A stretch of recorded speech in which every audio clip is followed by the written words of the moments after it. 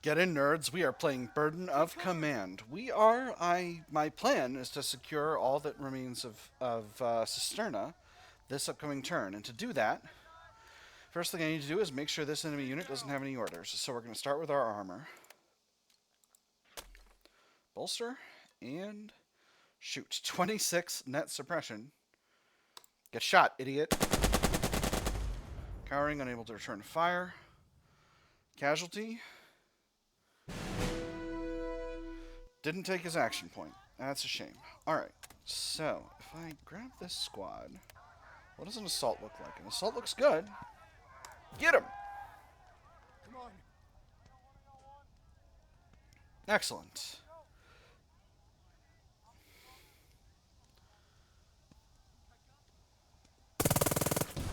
And I got spotted. Alright, that's a shame, but it is what it is. They had an action point over here. Alright, that is what it is. We'll move in with Dearborn next. Where can I see from? I'm going to need to get real close in order to make this work. What about this one? Wow, yeah. Same deal. Well, it is what it is. We'll do what we have to do. That is my first turn. Let's see what the enemy decides to do. Oh my gosh. Auf meinen Befehl! Nochmal! Oh, I got two. Oh no. Oh no. Oh, that's bad. That's real bad. Okay, so they did an assault. But that's okay. I lost a squad. These things happen.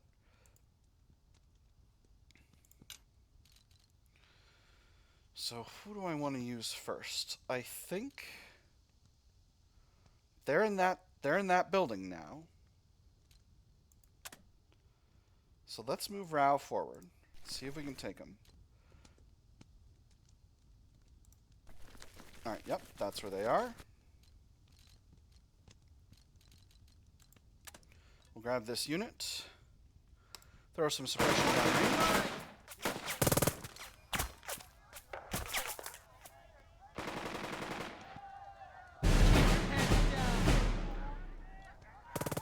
They are undaunted. We'll shoot again.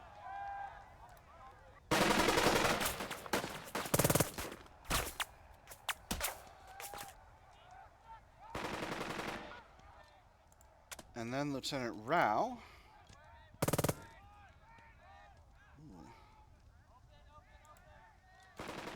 Lieutenant Rao will bolster. And they'll send this unit in to assault. Well, I hope this works.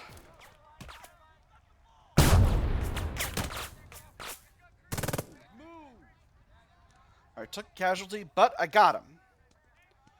That was their captain, too. Hit the dirt! Hau die Dummköpfe Oh, and their only thing left was a freaking mortar. Excellent. Now, this MG has, well, I don't think I need to worry about it. In fact, I think if I lose initiative, it's not going to matter. Yeah, they're flanked. Okay, no, they do have, I guess some small arms I can shoot back with, but that's alright. Now, if I take command of this unit, I might be able to just get up in here and get it done. But no, I'll wait until Dearborn's go. We'll see what the enemy does. I lost a unit that was not great. But it's all right. Now this unit doesn't have any action points, so I could grab them with my armor and shoot them again. I think I'm gonna do the same. Do the same thing.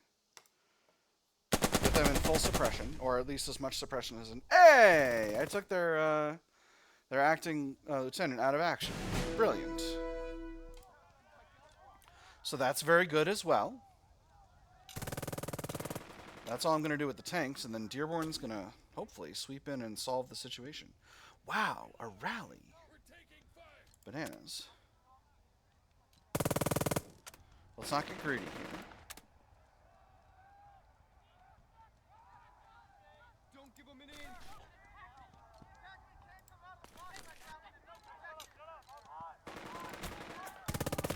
Ooh, no, I'm going to need to bolster before that assault. That's not ideal, but it is what it is.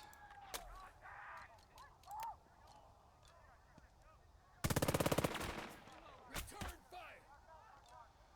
Let's get him. Nice! Gentlemen, charge! Failed. Interesting. That's quite curious. Let's bring this squad in. Where can I shoot from? I can shoot from here. But obviously... Huh. So this is a little bit of a conundrum, because... Keep firing.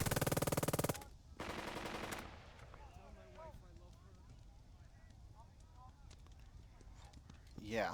Alright, here's what we're going to do. I'm going to take command of this squad. I'm going to move them here. And I'm going to shoot.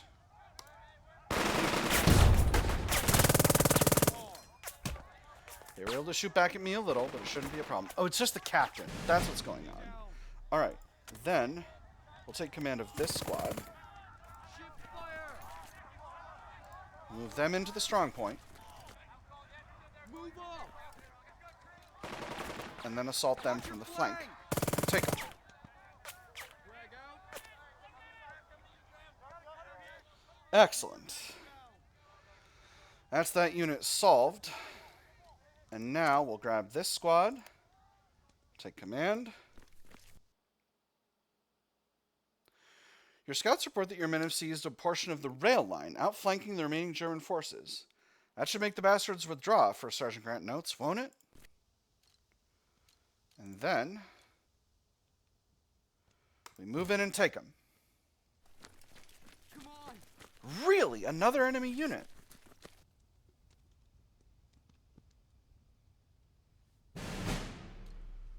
Oh, a leader. Only a leader. Well, let's take him out. Frag out. All right. Beautiful. And that should be the end of the scenario. Stop popping more dudes. All right. Anyway, that should end the scenario. This guy just appearing out of nowhere. All right. Really? Not scenario isn't finished, huh? Well, all right then. I guess we'll start with having Thompson rally his squad. I'm not We've going to get seen worse. creative now. I've got all the objectives. So this should be all there is.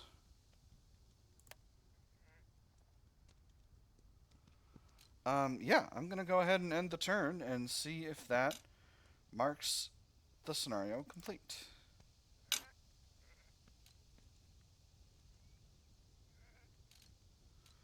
Alright, that's weird. Dearborn, go ahead and rally the squad you're standing in, since you seem to have a little bit low morale. I will use Captain Murphy to take command of these other squads. We'll take this this fella prisoner. Come on.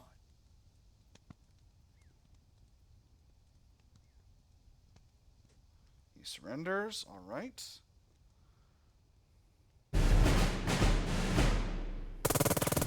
Ah, The glove. that's why. I knew that squad was there too. Ah, I feel like such a fool.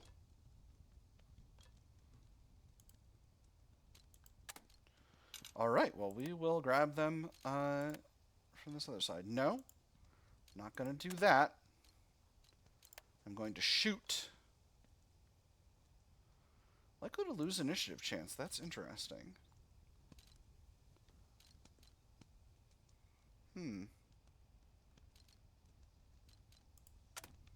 Not quite sure how to handle this. Not quite sure how to deal with this situation. Which direction are they facing? I think they're facing this way. So if I shot them with this squad, no, that would be even worse. This squad would be a little better. All right, well, we're just going to have to pound them. So, let's pass the turn off. And we'll start with Thompson.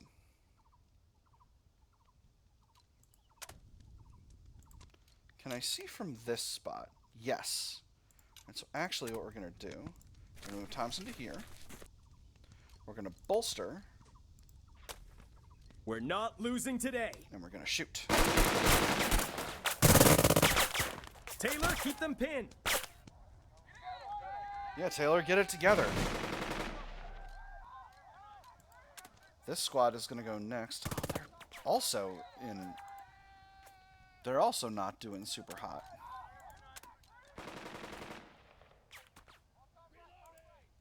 It's all that freaking cover.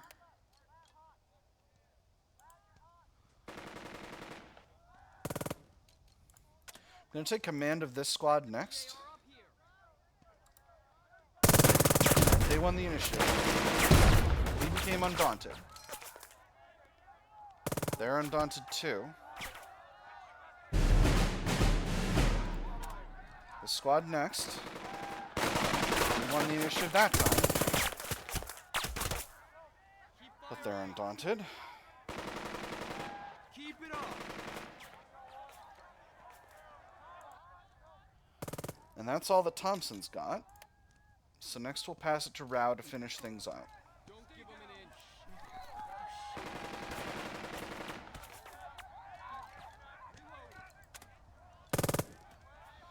So I think we'll bolster. Don't give him an inch. Hit the dirt. Cottonbalers, it's me! Pour it on. Martin, angry!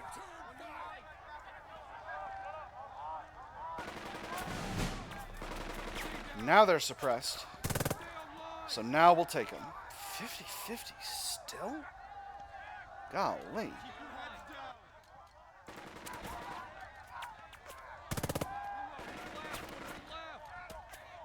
Watch your flank. I'm going to bolster.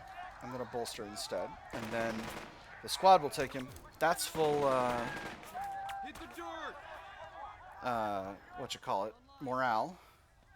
And then they're taken out. Alright, so now the town is empty of enemy units.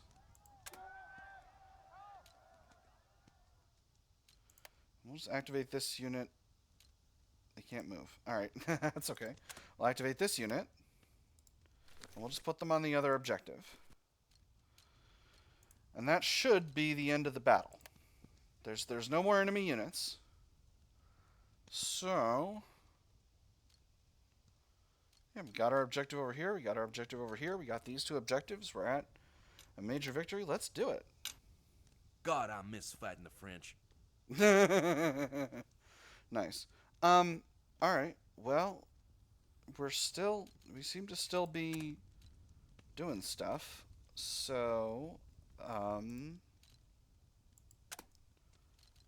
guess we'll just go ahead and rally our squads. Nothing, don't need to, we'll move everyone. Guess I really don't need to get creative here.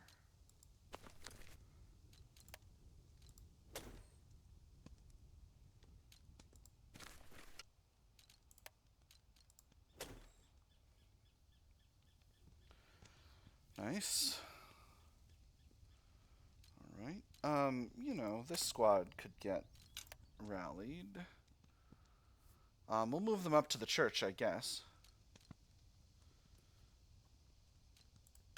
No, I'll just move there with Rao. No reason to be silly about this.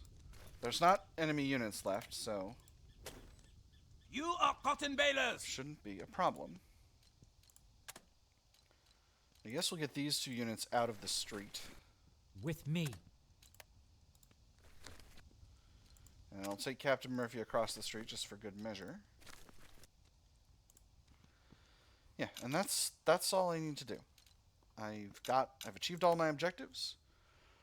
Time to just wait out. I don't know where they've got a squad left, but I certainly haven't seen it. Maybe they were in this house the whole time. No, they couldn't have been, because I was adjacent to there. And that's the remaining turn. We have taken all the objectives, so that should be the conclusion of the battle. The men, major victory. Very light casualties. The mission, major victory. Cisterna seized. Breakthrough. Achieve a major victory for the mission. At least a draw for the... I feel like I had that one before. A few stragglers returning. Beautiful. Let's continue with the story.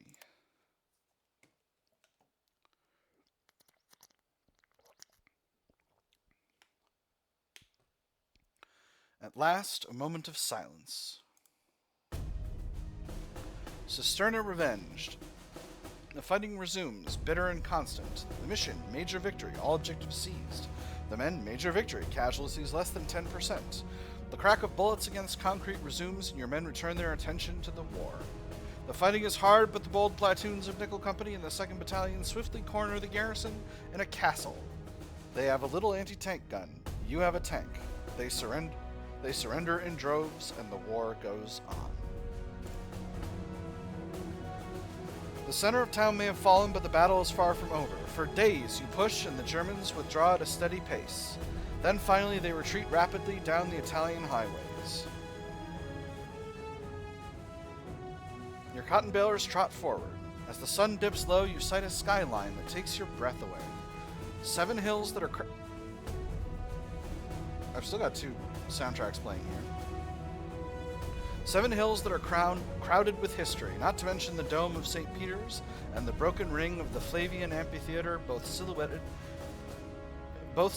against the setting sun. This ancient place has been the seat of emperors and popes, revolutionaries and kings.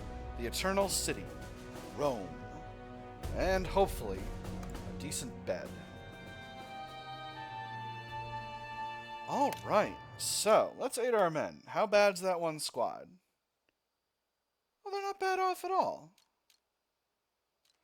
Yes, they just surrendered en masse and didn't take any casualties. Oh no, they took some casualties. Alright, so we'll give them some experienced replacements. We'll spend some prestige for that. We'll spend some prestige to get first squad or first platoon up to full. They're at exactly 475, so we'll spend some prestige and loyalty to get them all the way up. Now, I have a little bit of combat fatigue and some stress that I can reduce. Giving these units R&R. This'll cost 10 prestige. What about for the squads? It's 10 prestige for the squads as well. That's pretty rough, to be honest. Oh, this unit needs also to be to have some replacements thrown in. All right, that should be fine.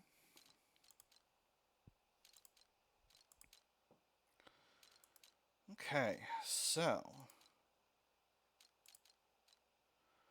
do I really want to spend a ton of prestige? I've got a lot of prestige kicking around. So let's spend some.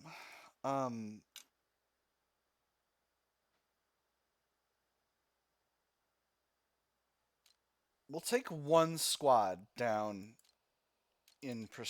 down to below 2.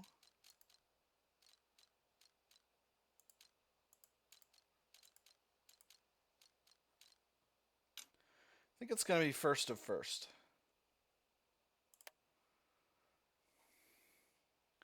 Well, I guess I won't have too many more chances to do R&R. Got plenty of loyalty built up.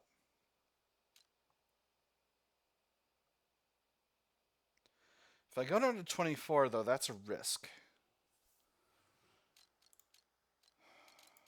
In terms of the long-term calculus.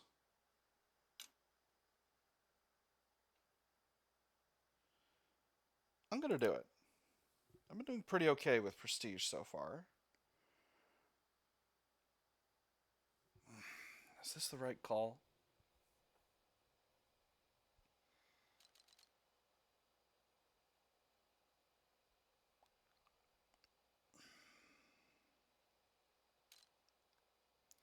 Yeah, I think it's worth it.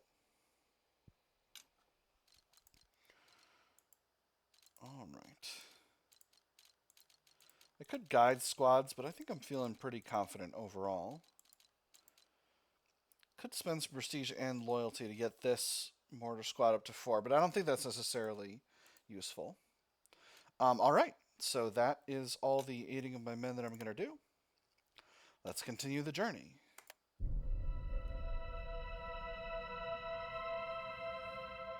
Spooky music. Ooh.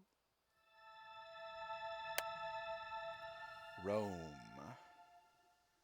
It's where roads lead.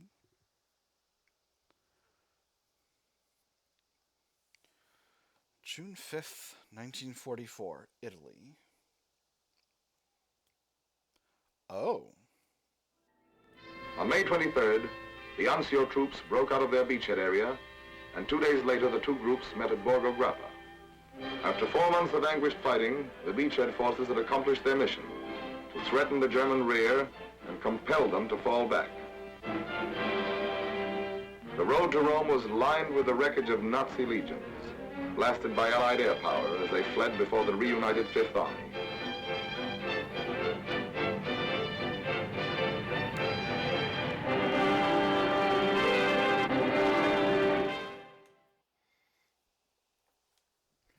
At last, Anzio advance. Our fighters deserve our best. War grinds you down until you feel it in your bones. A messenger arrives from battalion. The orders are neatly typed up, though the paper is splattered with mud. To Company Nickel Commander. To Commander Nickel Company. Garrison Rome until further orders. Nickel Company marches towards Rome. Begin 8 days in Rome. Lengthy interactive chapter. Alright, so this will be a long one. And that'll be the entire rest of the episode. 4th June, 1944, 2300 hours. Outskirts of Rome. The stars are out and shining bright as you and your men bed down towards Highway 6. Before you, Rome is a dark and sprawling silhouette to the north. A promise, finally kept. It's an open city, Captain, Lieutenant Camara, forget who that is, says as he oversees the dispensation of rations, crates of them. A jeep idles nearby amid the familiar fumes of spent gasoline, ready to speed back to battalion for another supply run. No Germans, grateful crowds, and hot pasta.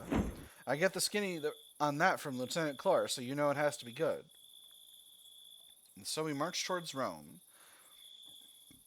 Begin 8 days in Rome, lengthy interactive chapter, trust, prestige, combat fatigue, or XP may be gained or lost.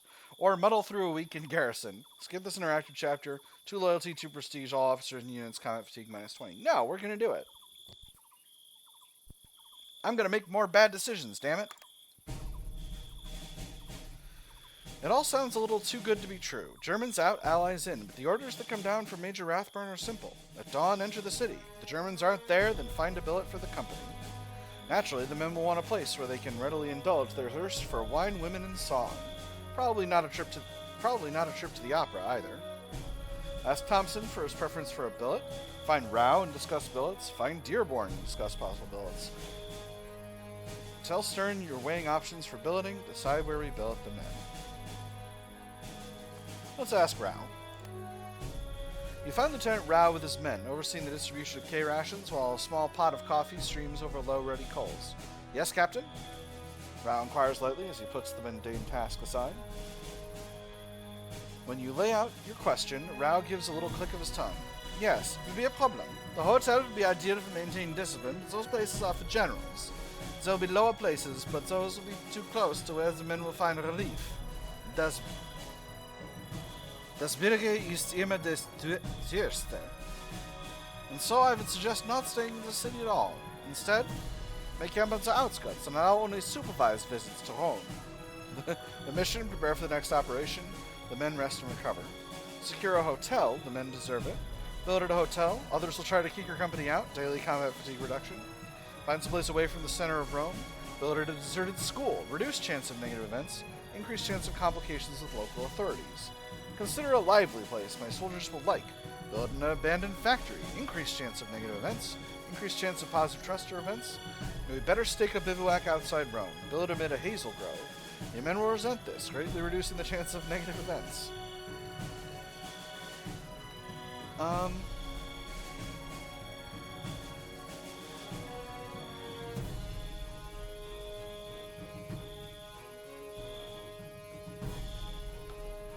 You know, we fought all this way.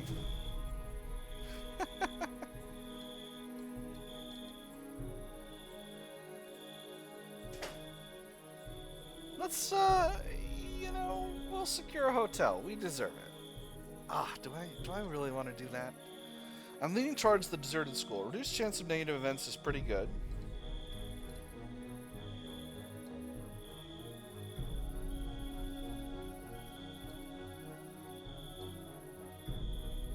Others will try to kick my company out. That's a shame. We'll find someplace away from the center of Rome, at our deserted school. Before dawn, you have the company up and moving. By the time the sun begins to rise, Nickel Company has legged it beyond a stretch of paved green hazel groves and onto the paved streets that sweep past open plazas. There are no cars and only a few donkey dung piles. The streets are nearly empty, with only an older woman who ambles aimlessly towards your men.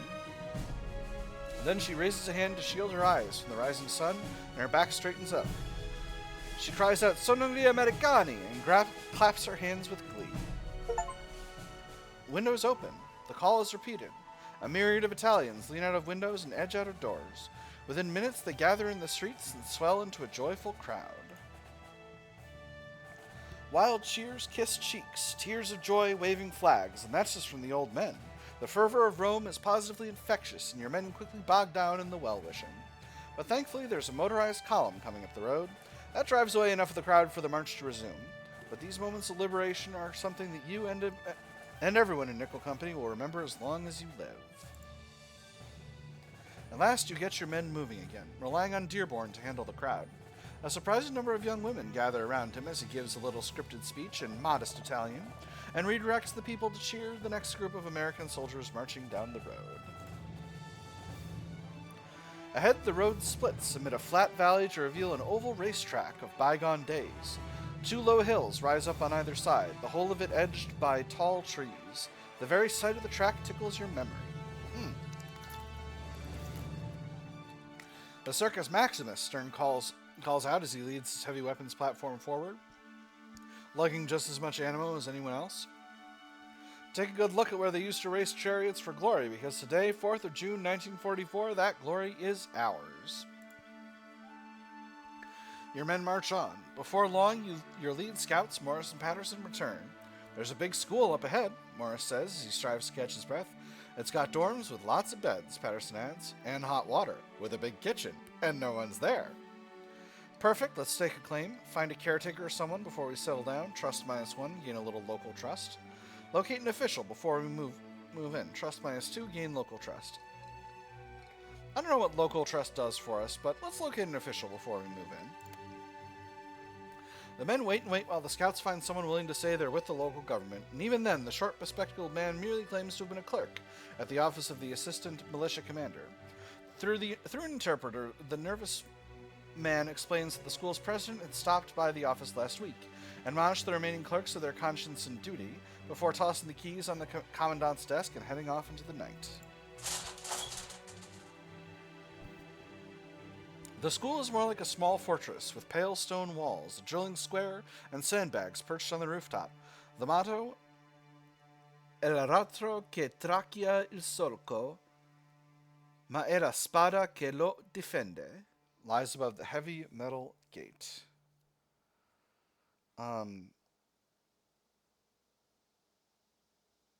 And the sword that defends you, I think, is the center one. Okay, alright, here we go. It is the plow that traces the furrow, but it is the sword that defends it. Nice. Image courtesy of Davide Vignani. The clerk shakes his head as he recites. It is the plow that traces the furrow, but it is the sword that defends it, he says, which has always justified the action of those with swords. And yet no one's here. And yet, no one's here. Sarcasm +1. Indoctrinating the next generation. Directness +1. They had to get tired of all that bombast. Sarcasm -1, or just head on in. And yet, no one's here. Keep making noises with my mouth. That's the way my guy does it. You just can't make this stuff up. The fascists are a laugh a minute sometimes, even when they're not shooting at you. Hopefully the kids who are here will get the joke eventually and not do something stupid before then. But that's something for their parents and the police to worry about. A captain has enough work to do. For one thing, you have to figure out how readily the men will be able to visit the sprawling city. Form a reliable squad for internal police duty. Reduce the chance of negative events. Trust -20. Have the platoons handle policing internally. Trust -10. Slightly reduced chance of negative events. Let the chips fall where they may. I'm going to form a reliable squad. I can sacrifice a little trust. You have First Sergeant Grant assign 10 reliable men to rotating policing duties. This is not an official position, and they have no real authority other than having it be known that you're backing them, but each of them is someone you can depend upon to tell you or Grant when things go wrong. Naturally, Private Roberts is among them because he knows enough by now to be effective. Also, he's married and devoted to his wife, just as I am. The men occupy the school, splitting up into different dorms as they go. In only a few minutes, they've made themselves at home, dry, warm, and not being shot at. In garrison, Nickel Company will get combat fatigue -10. It doesn't take long to settle in, and all of a sudden, you're no longer in a hurry and you're not waiting on anything. Plan my day. Consider the status of Nickel Company. There's a special policing detachment, net trust loss -20, no net prestige change. Nickel Company has not trained. Plenty of paperwork remains. You have not had much contact with the men. Consider my officers. The captain is stressed. Thompson is no longer stressed. Rao is no longer stressed. Dearborn is no longer stressed. Stern is somewhat stressed. Nearby, a squad from 2nd Platoon heads out to Rome, swinging easy in their field greens. I'll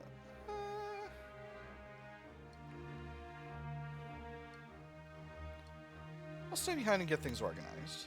After weeks of fighting, a few moments of quiet would be welcome. That said, there are ever so many things for a company commander to do.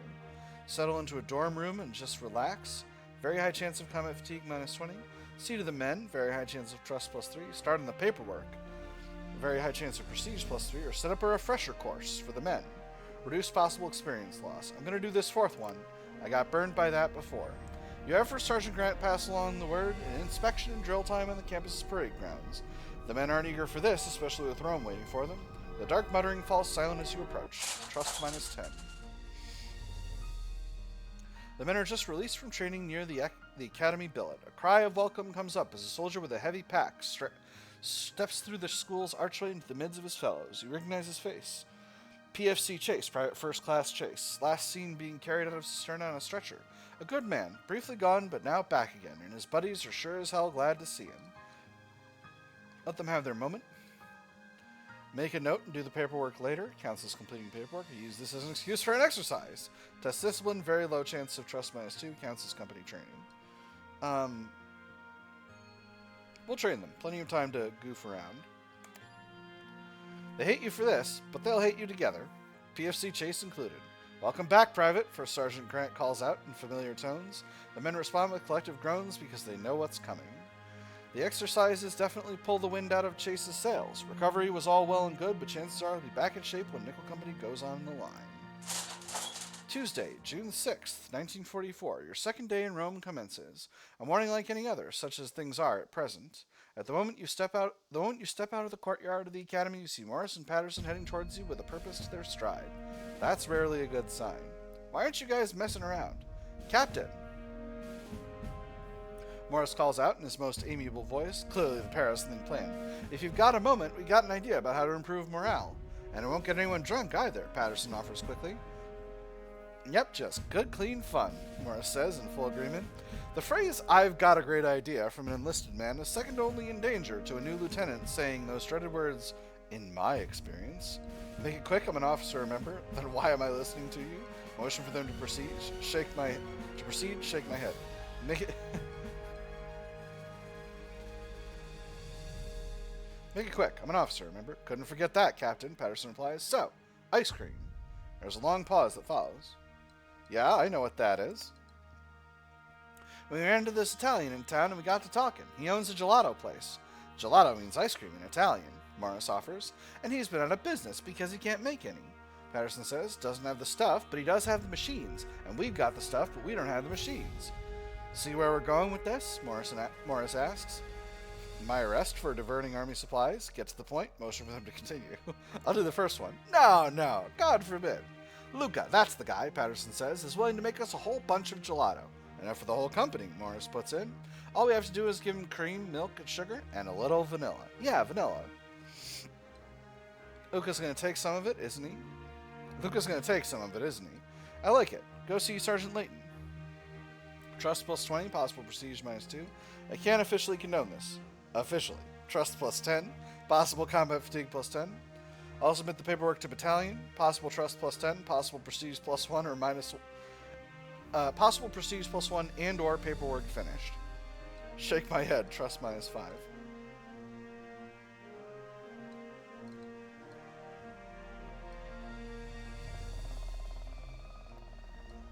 Ah, excellent. These guys are dumbasses. I love it.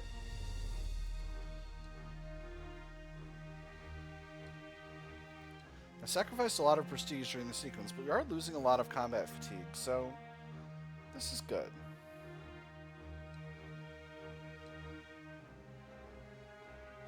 I'm going to say I'll submit the paperwork to battalion. Morris and Patterson give a knowing sigh because likely as not battalion will want to share the ice cream at the very least. You step away to start the paperwork, but before you reach your office, a major, short and neatly turned out, strides over. There are multiple pens in his pocket and a clipboard in his hand. Captain, he calls out his ears, just who I was hoping to find. Major Finley, Quartermaster Corps, on special assignment. Major, just the man I wanted to talk to? Nod. Just the man I wanted to talk to. I'm going to keep talking a lot. Oh, well, let's talk in your office, he says and glances around. You lead him to the headmaster's old office. He gapes a little at the cloth-covered fascist adornments that fill the place, then settles beside the desk. Interesting, he murmurs to himself as he lays his simple clipboard atop thick oak. So what's this about, Major? Is a fascist academy? Wait for him to start. It was a fascist academy. Well, that explains that, he says, and you've put it to better use, I see. Excellent. That dovetails with my examination of this company for wastage. A flip of paperwork follows upon his clipboard, a brief musing of what he finds there. Wastage is unreasonably high among the 7th Infantry Regiment, he says, and looks up at you. Every report that has been reviewed indicates that if this rate continues, the logisticians will be hard-pressed to deliver essentials to forward positions. Indeed, I believe you both know a very recent incidents of this event that comes to mind. I can explain. I was just about to contact battalion about that. Not along. I'm always going to say the longest thing. I was just about to contact battalion about that. Were you? Major Finley says. Perhaps you could tell me the particulars. I want my men to enjoy ice cream. Today. I was about to request permission for ice cream. I'm not sure what point you're making. I want my men to enjoy ice cream. Today. Ah, Major Finley says, and then blinks a long moment. If a civilian is employed to make it, is that all right? If the men buy it with their own money? What's the best form to use to requisition ice cream? Advanced doctrine. This doesn't actually advance doctrine. I just think it'd be very funny. If a civilian is employed to make it, is that all right? Certainly, Major Finley replies, so long as the civilian is properly compensated and receipts are kept. We did it all the time back in the States with bills of lading. A soft knock on the wood. You half expect to see First Sergeant Grant, but instead, it's a corporal you don't recognize. He enters and passes over a slip of paper to Finley. Finley glances at it and frowns. Apparently, Nickel Company won't be in garrison long enough to make a quantitative analysis, he says. Interesting they told me to come out here. But that's the Army for you. Things make much more sense back home. Now, if you'll excuse me. He leaves you to your paperwork, which proceeds apace. Trust plus 5, paperwork submitted. And with that, you step out for some air. I'm going to plan my day. Not far off, first platoon, having remembered what soap is, saunters toward Rome in their brushed-up field greens. I stayed in yesterday, today Rome. Stay close for a second day. You know, I stayed in yesterday, today Rome. I'll give the troops a BV day. BV means boss vacation day. It means I'm not in the office, so they don't have to be either. I know they're not going to get too crazy, but you know, we trained for a day. Now we get to relax. You step away from the gates of the school, ready for your second day in Rome. The opportunities abound. So as a little bit of a meta thing, I know what date it is, and I know that D-Day is, I think today's D-Day, actually. So I think we may not get our entire week, so that's why I'm getting stuff out of the way, and now I'm getting to relax. There are places to have a good time. Cafes, operas, restaurants, or even Mussolini's Palazzo. Places of history that many would kill to see, and you certainly have. The Circus Maximus, Pantheon, Colosseum, or even the infamous Tullianum. Lastly, you might try to meet up with the Pope. Walk St. Peter's Basilica, visit the Papal Museums, or just attend one of many parties. Go to have a good time. Choose one of 4 locations in Rome: Office of Mussolini, Opera, Relax to Cafe, Dine in a Proper Restaurant. See the sights. Explore one of 4 amazing sites. Pantheon, Colosseum, Millennium, or visit the Vatican. Make one of 4 endeavors. Ask to meet with the Pope. Visit St. Peter's Basilica. Explore a Vatican Museum. Attend a celebration. I'm going to have a good time.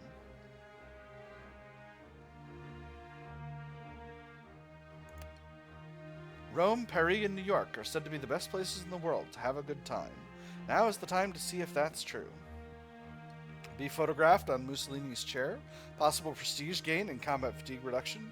Go see an opera. Possible combat fatigue reduction. Go to a renowned cafe. Likely captain and lieutenant combat fatigue reduction. Go to a renowned restaurant. Possible captain and lieutenant combat fatigue reduction.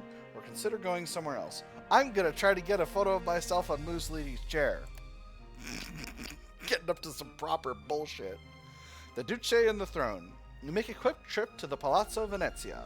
Though the streets are not laid out well, it is impossible to miss the famous balcony from which Benito Mussolini, the Il Duce of Italy, or making contact with the group called the Los Illuminados.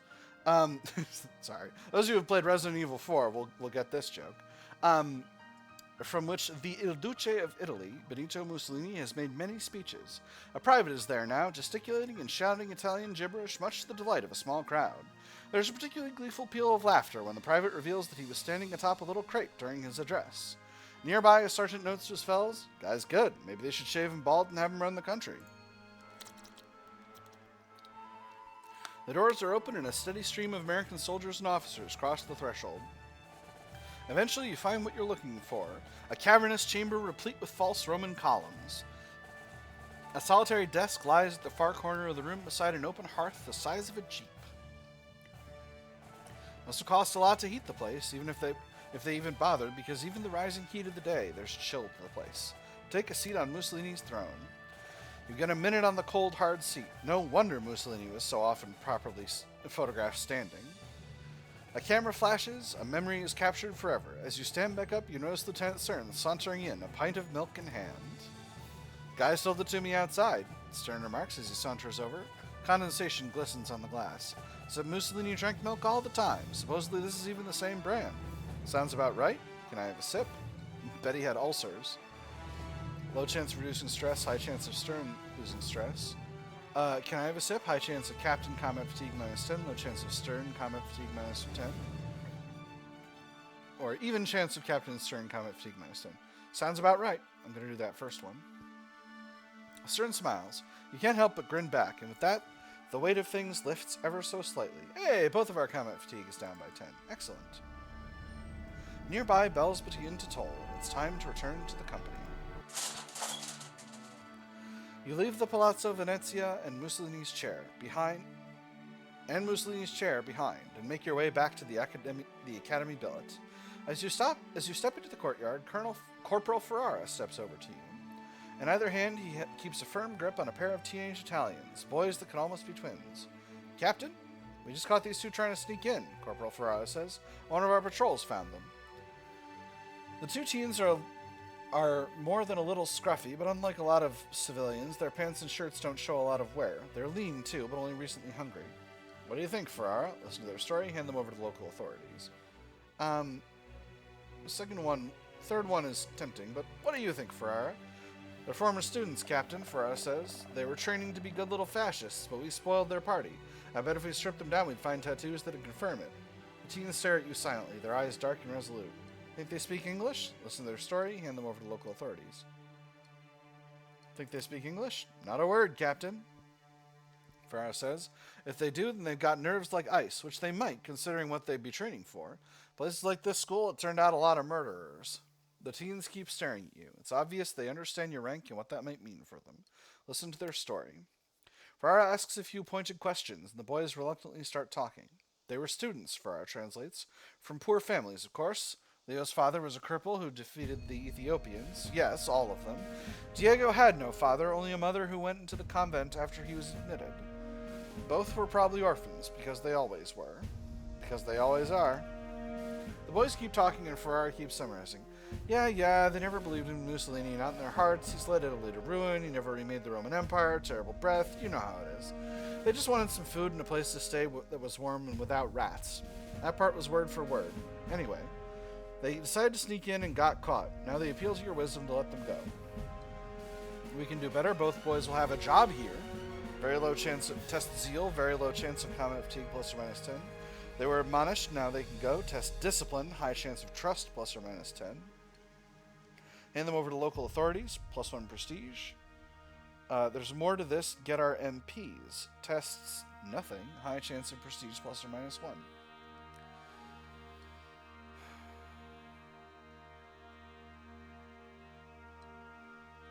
I'm just going to go with the even prestige. No, you know what? There's more to this. Get our MPs. Spies, Captain? Ferrara says and shrugs. I like a good pulp as much as the next man, and maybe there's more than meets the eye to this. The Germans use sabotage, and you have no doubt that they'd have no compunction about using 2 boys who still dreamed of an Italian empire. The boys are stoic as the military police lead them away, but one flash from their guilty eyes lets you know you made the right call. Battalion leader confirms it when a small cache of explosives are uncovered nearby. Oh my. Yeah, get wrecked, dorks. Later, as you prepare for bed, you overhear a pack of soldiers as they exit the mess tent. Best ice cream I ever had, one says. Yeah, well, don't get used to it. The captain ain't a miracle worker. Wednesday, June 7th. Quiet morning. Until Sparks greets you, well before coffee with a sheaf of messages.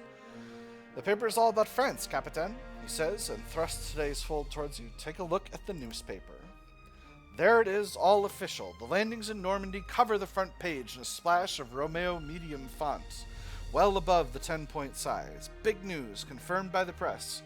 Well, not just radio, but paper too. Good news, Corporal Sobieski notes. Good for us? Probably, not unless our luck changes. We'll see, shrug. Not unless our luck changes. Chances are the 7th will be pulled away to go fight somewhere else. See, this is what I thought. Well, then we're getting another day. You're too good at it to be wasted in garrison for long, but whatever it might mean for tomorrow, you have today to consider. Consider the status of Nickel Company. For Special Police and Detachment, net trust loss minus 25, net prestige gain plus 1. Nickel Company has performed some remedial training. Paperwork remains. You have not had much contact with the men. Consider my officers. No one's stressed. We'll stay in again. Prestige plus 2. In the distance, a band of mortarmen strike out toward Rome as though they were men on a mission. I'm going to stay in again. The men have put in 2 days of retraining. Of course, you only begun to dent the paperwork for the company, and the men could use some looking after. Relax in my dorm room, chance of combat fatigue minus 10. See to the men, very high chance of trust plus 3. Finish my company status report, high chance of prestige plus 3. Expand the refresher course, further reduce possible experience loss. I'm going to finish the company status report and get to work on the paperwork. You get to work on the long overdue combat action reports. It's difficult to summarize ever so many confusing actions, and the sentences seem to want to run on forever. We finish up a bit of paperwork at the academy billet. A shaved, pink, and freshly laundered lieutenant lopes in through the entrance of the academy. Though he's just a button bar with a barely any fluff on his chin, he still rubbernecks in a way that tells you that he's on an errand from at least a bird colonel. Cute little place, the lieutenant says before he looks at you. Too bad you'll have to move, Captain. He slips out a simple sheet of paper from a pocket and tries to smooth out the folds. That doesn't sound good. Nearby your men gather uneasily in the halls. Given the way the army works, they expect the worst. More combat. Regiment is consolidating at the Borghese Gardens, the lieutenant says and wiggles the paper a little. The particulars are all in here. Anything else you want to tell me before I read this? Any further orders? Read it. I'm going to do the first one. Longest answer always gets it. Nothing else, Captain. Just, the lieutenant replies, easing himself out as if anticipating a quick dismissal. Just move your platoons to the gardens. No beating around the bush. Support personnel may follow tomorrow if need be, but that's it. No delays. That's what the orders say. It sounds like the 7th is being consolidated for a possible move again, which probably means yet another invasion is being planned, none of which makes it easy to shift the company over. A complete transfer might take all day. Move the entire company as quickly as possible. Test zeal, high chance of trust minus 5. Move the riflemen to the gardens immediately. Test discipline, very low chance of trust and prestige -1. Or, they say today, but they didn't give a date. Test cunning, a very low chance of prestige -2. Cunning is my thing. I'd rather lose. These are equal chances. I'd rather lose prestige and trust -1 than prestige -2. Again, because like I spend a lot of prestige on experience replacements, so I'm going to do this with discipline. Whoever at Regiment arranged this knew it would be difficult to move everyone all at once. Only the combat elements seem to be moved right now. The rest can keep until tomorrow. You issue the orders and let the officers have the sergeants organize things further. The men pull up stakes and grab their packs like the veterans they are. Indeed, they mutter in pleasant surprise at the short length of the march, given that Nickel Company arrives at the gardens before nightfall. The gardens are no little puff of green. Set near an elegant villa, they prove to be a sprawling park of well-tended fields and flowers. A full-sized pond and marble outbuildings complete the look. There's plenty of open dry space too, and the Army engineers have already set up mobile showers. Truly we live in luxury. Quiet, we could use some quiet. The old world at its finest. Truly we live in luxury. Can't tell if that's sarcasm or not, but I'm going for sarcasm. The 4th day. Even better, cases of bee rations wait beneath canvas at your designated site. The mess hall will be slinging hot hash right away. The hot food will start slinging soon enough, and though the lack of 4 real walls will no doubt make many miss the academy. Thursday, 8th June 1944, 4th day billeted. You keep expecting the other shoe to drop. Consider the status of Nickel Company. We've done some paperwork. We haven't had much contact with the men. We've performed some remedial training. We've gained some prestige. We've lost a little bit of trust. I'm going to plan my day. I'm going to spend some time with the men. Next go around, I'm going to do training. But, yeah, I think that's our goal. Haven't had much contact with the men, so we're going to do that. Plan my day. 3 days were enough. Skip to the end. Spend a lot of time with the men training and paperwork. We'll stay in. The men have put in 2 days of retraining, a few outstanding pieces of paperwork, and the men can use them looking after. I'm going to see to the men. Trust +5. You speak to the men as they do something. All it takes is a few words for them to understand that you and all the officers are looking out for them. Trust +5. You finish making the rounds around the regimental bivouac amid the sprawling gardens. As you tread up between the tents, a shriek of tires rises up, followed by a dull, meaty thump. Race toward the accident. Investigate. Another vehicular accident, probably a dog, -1 realism, and the scene. Race toward the accident. You race toward the road. A dozen other men from your company all have the same idea. A jeep is driven into a ditch, the driver thrown into the trimmed glass beyond. It's a sight you've seen many times before, except for the bundle of clothes in the middle of the road. Focus on the driver, focus on the bundle. I'm going to focus on the bundle. The bundle is an odd one, just a few items, but still larger than it's bleeding. It's a body. It is a child of about 8. She's wearing black socks and floppy shoes. You hear a gasp behind you and turn to find the driver of the jeep, Private Novak. Forehead gashed and bleeding, fingers broken, staring at the child. No, oh God, no, he says, wilting as he babbles with arms wrapped about his stomach. Then he turns and vomits. Find out what happened from a witness. Have a medic sedate Novak for now. Console Novak as best I can. Clear the streets and tend the wounded. Take charge. Decide what to do next. Console Novak as best I can. The man doesn't even seem to notice you. He sits on the ground staring at the fallen child as if willing her to just get back up. Well, at least you didn't entirely wreck the jeep. I'm sorry about what happened. Things like this. I've seen a lot. I've seen too much. I've got no words. I don't have no words. I'm always going to say words. This is positively callous. Things like this, I've seen a lot. I've seen too much. He says nothing in reply. He just keeps staring. Someone will come for the child. Blood begins to cool beneath the body. Decide what to do next. Traffic has begun to line up. The body just lies there. You get both of those taken care of. A few buckets of water cleans up the site so the truck's tires won't paint the road red. Novak sags as he's led to one side. I have Novak's friend take him back to his tent, possible negative shift in future events. Deliver him to a hospital and sedate him, possible negative shift in future events. Keep him in custody until we know more. Test idealism, very low chance of negative shift in future events. Leave this to the military police. Test discipline, high chance of negative shift in future events.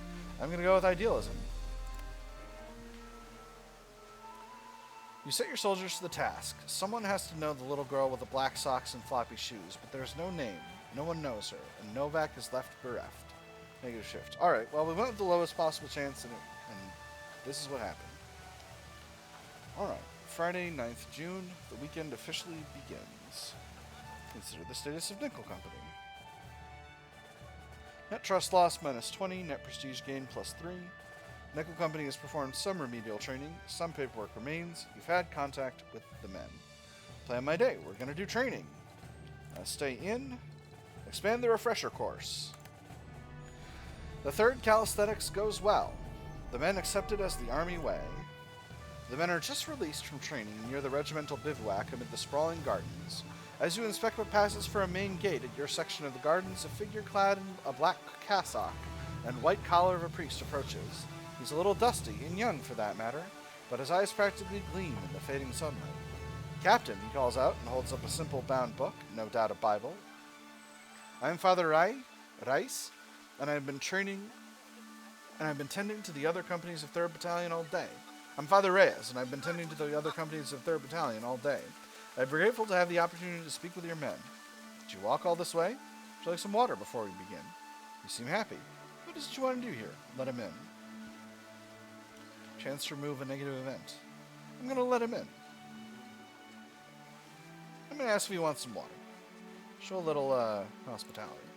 Certainly, Father Reyes says, though if you have anything stronger, coffee, I'd be grateful. Refuse, we got chaplains and my men need their rest. Combat fatigue minus 10, end this event. I'm going to let him in. Chance to remove a negative event. Heck yes. Thank you, Captain, Father Reyes says as he crosses the invisible line between garden and camp. Now, how best may I attend to your men? So just a short sermon, trust plus 10, or trust plus 1, reduced chance to remove a negative event. Offer to let him hold a mass, chance to remove a negative event. Let him talk to the men informally, trust plus 2. I'm going to offer to let him hold a mass. They will hear the word of God as best I can pronounce it, Father Reyes says. Is there anything in particular that bedevils this company? Shrug, they're soldiers, not saints. I'll do what I can, Father Reyes says. What men cannot overcome alone, they may triumph over with the aid of the Lord. After a short stop for coffee, he commences the Mass. It's hard to be certain, but it seems as though he leaves hearts lighter when all is said and done. Trust plus 5. Woo! I guess maybe we are going to get the full 8 days. The 6th day, 10th June 1944. Consider the status. Nickel Company has performed remedial training. Alright, so we're good with that. Let's work on paperwork. Plan my day. The bells of Rome peal out. 5 days were enough. Skip to the end. All around you, the men are dressed in their best as they stream toward the sound of church bells. The bells of Rome peal out. I guess we're going to Rome. First Sergeant Grant rustles the flap of your tent before you finish getting ready for some shut-eye. Captain, words come down the pipe. The Pope has specifically invited Allied servicemen for a special mass. He relates and then cocks a crooked grin. Where to ask for volunteers. Gee, it might be hard to get more than 50 guys. Volunteers? It's been a long time. Nod. Gee, it might be hard to get more than 50 guys. Yeah, some of them will all be falling over each other for this, First Sergeant Grant says, and then cocks a glance skyward. Question is, what about all the guys who aren't Catholics? Catholics will get the most out of this, increased chance of success. Some non-Catholics might be interested. Slightly increased risks and rewards. Slightly increased chance of success. Anyone can volunteer for this historic occasion. Increased risks and rewards. Shrug, it's a mass for Catholics.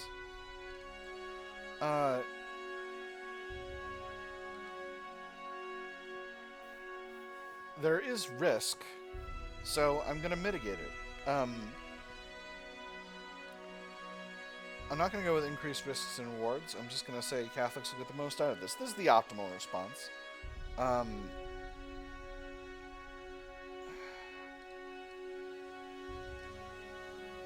Catholics will get the most out of this.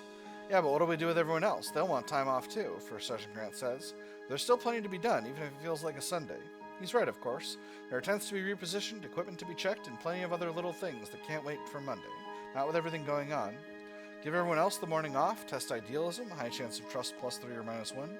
Make a big deal about not scheduling anything, test cunning, high chance of trust +3 or -1. Give them a special breakfast instead, test professionalism, low chance of trust +3 or -1. Don't say anything about it, counts as company training. We'll make a big deal about not scheduling anything. I'm good with cunning. If you don't schedule anything for the morning, the men will look after themselves. At least that's the plan. Okay, Captain. They've been drilling hard despite us garrisoning Rome, First Sergeant Grant says. A morning with nothing planned shouldn't hurt. Several of the men get word about the Pope's Mass and scurry about to dress sharp. That puts the others into a panic, which propagates itself until the sergeants start sending people to the mess hall. The return to routine quiets things down, but not before the genial atmosphere evaporates. Trust -5. Oh well. And now a visit to Rome. It's better to stay in camp today. Oh, right. Okay. All right. I'm going to stay in camp today. It's Saturday, but it feels like Sunday. Relax in my tent. Even chance of combat fatigue -10. See to the men again. High chance of trust +3. Work on overdue combat action reports. Even chance of prestige +3. I'm going to work on that paperwork. You set to work on a monthly report, distilling the essence of what transpired day by day. First Sergeant Grant steadily collects the pages. Captain, while battalion might be thrilled by this, Rome is a once-in-a-lifetime opportunity. You finish up a bit of paperwork in the regiment at the regimental bivouac amid the sprawling gardens. As you approach the mess hall, there's a clatter of bins at the back. You turn the corner just in time to see a pair of filthy kids running toward the edge of the camp with an armful of garbage clutched tight to their chest. They must really be hungry. Talk to Leighton about it. Shout for the special policing section to grab the kids. Get Grant to put a guard on the bins. That'll solve things. We'll talk to Leighton about it. I forget who Leighton is. We catch up with Leighton as he examines the overturned garbage bins. There's a lot there that have been in mess tins. Tiny scraps of fruit, stray beans, gristle, and more. Not a scrap of it is fit for people. Hey, Captain, Leighton says as he prods a bin with his foot. I was about to send a private out to clean this up, but I don't hate any of my guys enough to be quick about it. Ask if he disposes of the garbage. Ask if he knows about the kids who are stealing. Ponder how many rations we might accidentally lose. Come up with a plan. Ask if he knows about the kids who are stealing. I figured that someone had been coming around. Leighton says, nothing wrong with that. Saw plenty of it myself back in the Dust Bowl. I'd always leave the best stuff on top if I could to make it easier. No one should go hungry, not these days. Ponder how many rations we could accidentally lose. Don't know that it'd be a good idea, Captain, Leighton says. Feed a kid a meal and he'll eat. Give him more and, well, the worst thing I ever did was sending a kid home with 3 loaves of bread. He showed up the next morning asking for more. I didn't have more. The next day I saw him, he'd been beaten black and blue. Ask how he disposes of the garbage? Well, it goes out in the bins, and then it goes out to get buried or burned, depending on the weather, Leighton says. Nothing exciting. Come up with a plan. There's no easy answer here. You can put a guard on the bins, and that'll stop the thefts, sure, but the kids will go hungry. If you let the kids keep raiding at the bins, that doesn't solve anything at all. It just gives their parents a reason to keep sending them out for stuff that might make them sick. Giving them anything that isn't trash is healthier, but they'll suffer when you leave, unless you can reach the source of their troubles.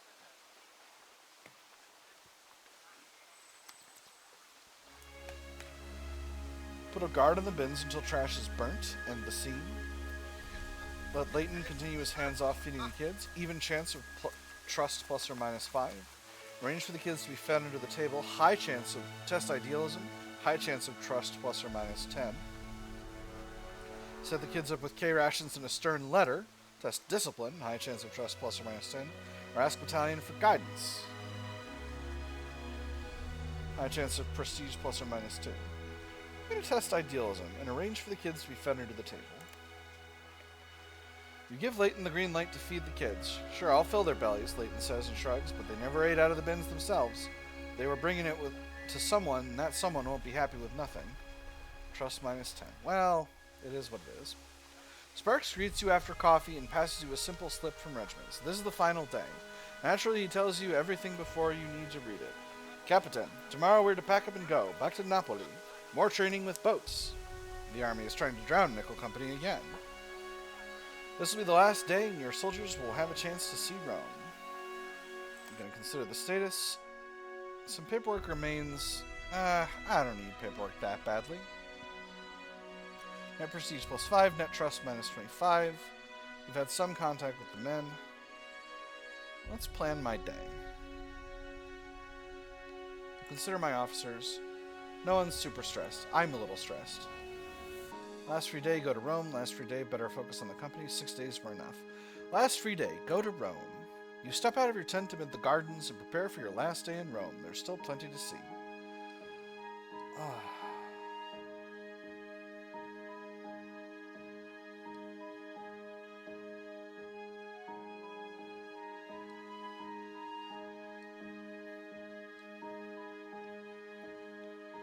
I'm gonna go to the opera. Possible combat fatigue reduction.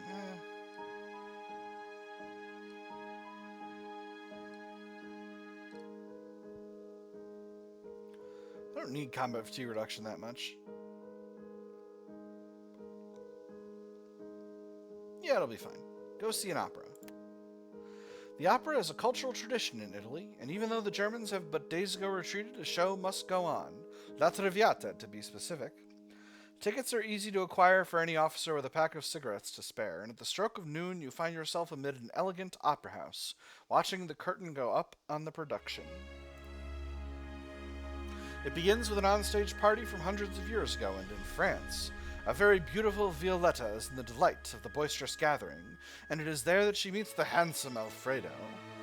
Everyone sings a few songs, and then Violetta falls ill. It is then that Alfredo reveals that he is very much in love with her, and indicates as much in a splendid-sounding song about her health. But Violetta rejects him because she does not know him. She wonders if she is not wrong. The curtain goes down, and an intermission begins. Suggest Stearns say something. Very low chance for Captain and Stearns combat fatigue -10. Or just enjoy what I heard. Very high chance of Captain's combat fatigue -10. I'm going to do the second one. You let the memory of the music seep in. The long-forgotten rhythms nudge softly at your bones. Combat fatigue -10. The music comes up and the curtain lifts on the second act. It is as magnificent as you would want. When it is over, you know you must return to duty. The music of the opera is still in your head as you return to the regimental bivouac amid the sprawling gardens. You return to your tent amid the sprawling gardens and enjoy the remainder of a quiet night. Combat fatigue -10.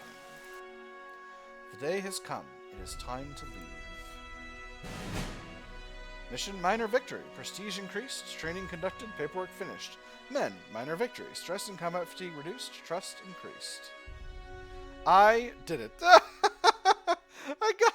I got the things. That's excellent. Oh my goodness. Well, now I'm very full of prestige. And of action report. Some squads are returning. Very good. I'm going to exit before the story continues. And we will come back for the next episode. So, it's been a good episode. I've had fun, my nerds. I hope you all have had fun as well. And I will see you on the other side.